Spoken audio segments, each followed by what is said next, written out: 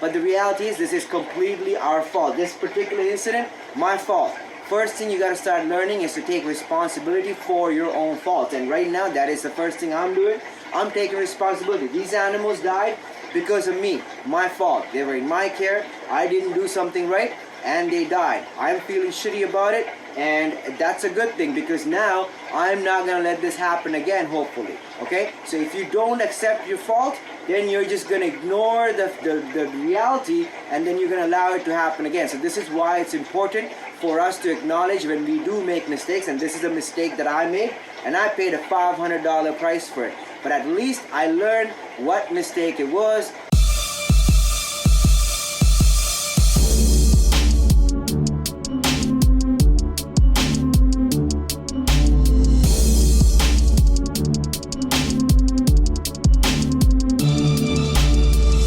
Produced by Malik. I'm having a really shitty morning, guys and girls. I ended up killing my breeding group of L260 Queen Arabesques. There's 2 fish left in the tank.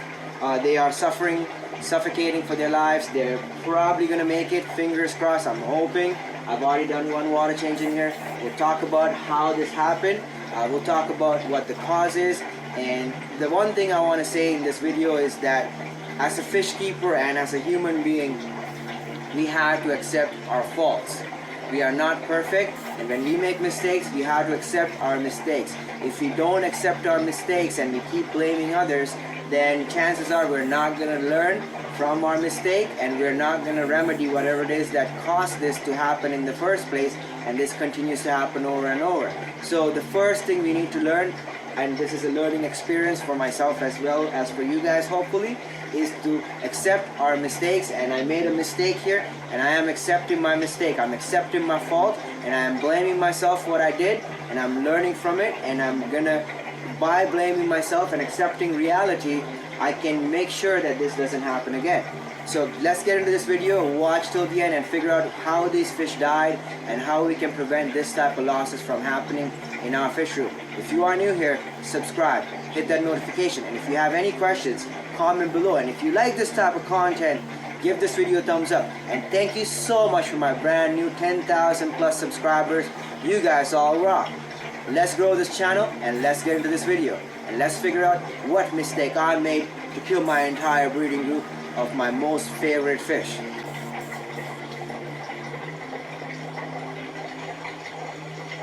You can clearly see the angels are not affected by the pH crash, but you can see the Pleco right here in the corner. I'll try to zoom in. Look how she's doing. She's breathing heavily. She's not doing great. I'm hoping she'll come back to life. She is alive. She's still breathing. I'm gonna turn off the light in a bit. I'm gonna let them calm down. But you can see the Corridoras, the angelfish, not affected. My breeding male is back there. He's also not doing well. One of my leftover breeding males. I only have 1 pair left. So just want to show you guys how the fish were doing. You see, the fish are fine. All the other fish are fine. So you post this on Facebook, you're gonna get all kinds of answers. You know, you're not gonna get the right answer when you post this on Facebook, because the people are gonna see these fish and say, yeah, these fish are fine, so something else happened to your Plecos. They're gonna call it bacterial, they're gonna call it worms, parasites, this, that, and a third. But the reality is, none of those is the root cause of this issue. The root cause is a pH crash. So this is what I wanted to show you guys. Figured I'm gonna add this little bit here just to give it like a little bit more context of what to look for. There's no signs, see? So you have to test your pH every couple of days if your pH is crashing. What is going on, my fish tank people? Welcome back to AquaMalik. Today's actually a really sad day in the fish room. I'm not even wearing my shirt. I can't think of anything right now. I lost my entire colony of L260 Queen Arabesque Plecos last night. It is due to a pH crash. It is in this tank. You can see some of the dead fish still there. These are the ones that died a couple of days ago. I thought I remedied the pH crash, but I didn't. I guess didn't fix it completely. So I ended up losing 7 adult breeding fish that were breeding. I have 16 babies that died, 15 or 16, I stopped counting. These were in the freezer. I'll pull some of the other ones out and show you guys. I just want to make a really quick update on what has been going on, and I'm having a really shitty day about this. It devastates me. I woke up to this, so I've already done a water change in here. The 2 remaining ones in the tank are struggling for dear life. They are not doing well. I'm hoping that they will make it, but I just wanted to make this video to show you guys that this is a quite big possibility, and how we can remedy it, and also when it happens, how you can identify it so you know what happened. Because if you were to put these pictures on Facebook, for example, this is one of the dead fish. You know, it's one of my females. It's quite sad to look at. But if you put this picture on Facebook, the consensus would be bacterial infection. Okay, so you would buy all these medications trying to treat the tank, and obviously the thing I want to stress here is you can see the other fish are fine. Although these 4 fish died, there was 2 that were still alive. So when I looked in the tank today, I saw the 2 moving about. You know, so I didn't even know that these had died until I looked closely. So there's the dead ones. I'm taking them out one at a time. I'll show you guys all the dead fish so that you get an idea, the stinks, of what to look for. pH crashes, we cannot really tell. This is an advanced stage. So this animal has died like last night potentially. This animal just died this morning. It still looks good. I thought he was still alive. I was hoping that it would come back to life, but it didn't. Look how healthy it looks. Everything looks fine. The fish is fine. This is what a lot of people will say. The fish were fine. And the other fish, all my corridoras are not affected. My blue rams are not affected. My angelfish are not affected. So it's very hard to determine what had happened if you are inexperienced. So at least in my case, I know what happened because there was a pH crash last weekend. I remedied that. I thought I fixed it. This is so sad, everyone. Look at that. That's 60 bucks times 4. That's 250 bucks I'm holding in my hand that I'm about to flush down the drain. And the other fish here is another 250 bucks. So about $500, $600 in loss. And on top of that, these were breeding animals. They were breeding really well. Everything was going well. So I'm pretty upset about the whole thing, right? But as a learning experience, it's good to make this video. That's why I'm making the videos, to teach you guys this lesson so you don't make the same mistake as I did. First thing is you want to stay on top of your pH. If you are going to let it crash or let it drop, this is something to pay attention to. In this tank, I thought I fixed the pH issue last weekend, but I guess I didn't. And it right now crashed down to about 3.9. These fish are no good below 5, so definitely they got affected. The remaining ones are not doing well. I have 2 left in the tank. So I'm hoping that they would come back to life. I'm going to do another water change in a bit and bring the pH up. Right now it's at about 5. I'm going to try to bring it up to about 6 tonight and then up to about 7.5 tomorrow. Pretty upset about the whole thing. This usually doesn't happen to me, but with work and with everything going on, and I've just been preoccupied with a lot of stuff over the last few weeks, trying to catch up on life, and this is what happened. On the positive side, my friend Jason does have 6 of them for me at his facility, so I am going to get 6 replacement animals that I'm going to buy, which is going to cost me money. These animals I paid money for, 60 bucks each more or less, and so I lost that investment. I have 6 fry that I saved from a previous clutch, and there might be 1 or 2 fry in here that might have survived, but I'm really not hopeful for them, just because the adults have not made it, so chances are the fry are a lot less likely to make it in this type of scenario. But as far as this happening in your tank, this can happen to any tank. So a lot of people might think it's because I actively drop my pH. Yes, that is a factor, but this can happen in a natural setup over time. When you're feeding high quality food, phosphates accumulate, your pH starts going down, eventually it can crash. When that happens, a lot of times not all your fish will die. Some of your fish, like these angelfish, can even handle much lower pH. So they're not going to die. My corridoras that are in here, CW028s, they did not seem like they got affected at all. So they were all swimming about, even showing breeding activities. My blue rams are breeding, so they're not affected by this low pH. The fish that were affected are the Queen Arabesque Plecos, which seem to be anything below 5. Plecos don't seem to do too well.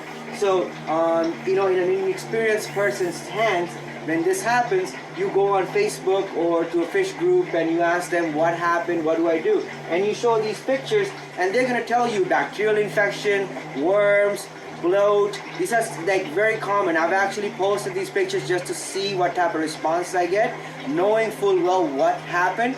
I get bacterial, costia, ick, heater burn, this, that, and a third. So you gotta really be careful on taking advice from people and dumping more chemicals into the tank, because if I were to dump chemicals into this tank instead of fixing the pH issue, the remaining 2 fish that I'm trying to save will also die. So this is the thing, and then you blame the fish, you say they're the hardest fish ever, they came with diseases, you call the pet store, you get mad at them because you tell them you sold me bad fish, you know, whatever. But the reality is this is completely our fault. This particular incident, my fault. First thing you got to start learning is to take responsibility for your own fault. And right now, that is the first thing I'm doing.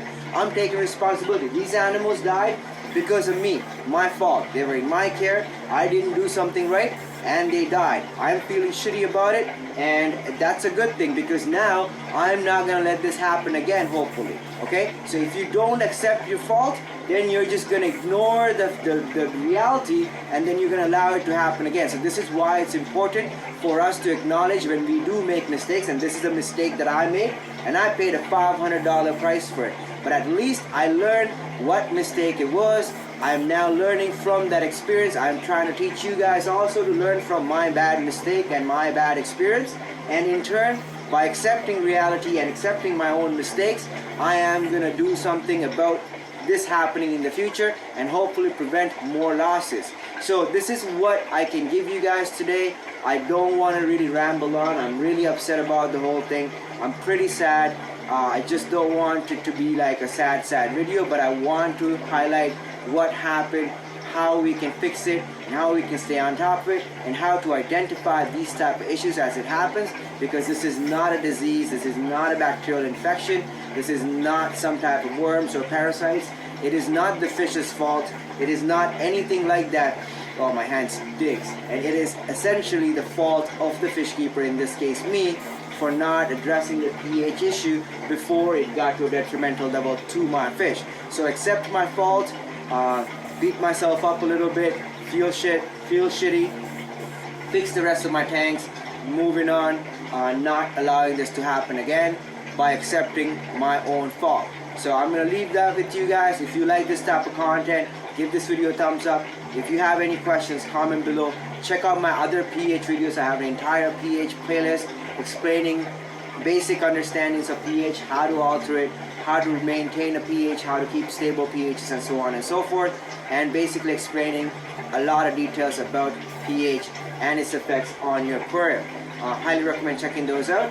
And if you have questions, please comment below. If you are new here, subscribe, hit that notification icon so you get updated when these type of videos get uploaded. And as always, thank you so much for your continued love and support. Welcome to all my new subscribers.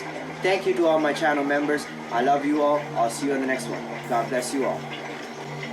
You can clearly see the angels are not affected by the pH crash, but you can see the Pleco right here in the corner. I'll try to zoom in. Look how she's doing. She's breathing heavily. She's not doing great.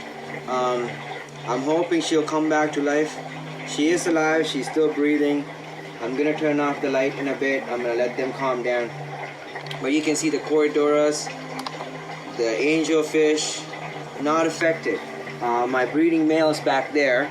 He's also not doing well. One of my leftover breeding males. I only have one pair left. So just want to show you guys how the fish were doing.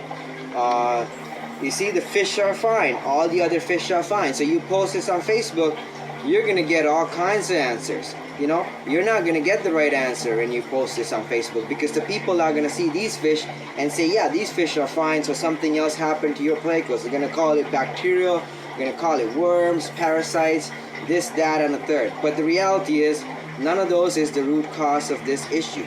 The root cause is a pH crash. So this is what I wanted to show you guys. Figured I'm gonna add this little bit here just to give it like a little bit more context of what to look for. There's no signs, see? So you have to test your pH every couple of days. If your pH is crashing and you're aware of it, you have to test it. Like the tank decided the pH is 5 today, so I'm going to check it and I'm going to do a water change and fix that before the same thing can happen to it. You know, I'm usually good about this stuff. I'm usually staying on top of it, but the last few weeks had been difficult because a lot was going on. I have a lot of fish in the fish room. New fish are coming, so I'm getting ready for those. So this is the result. So yeah, just want to show you guys what's happening in here.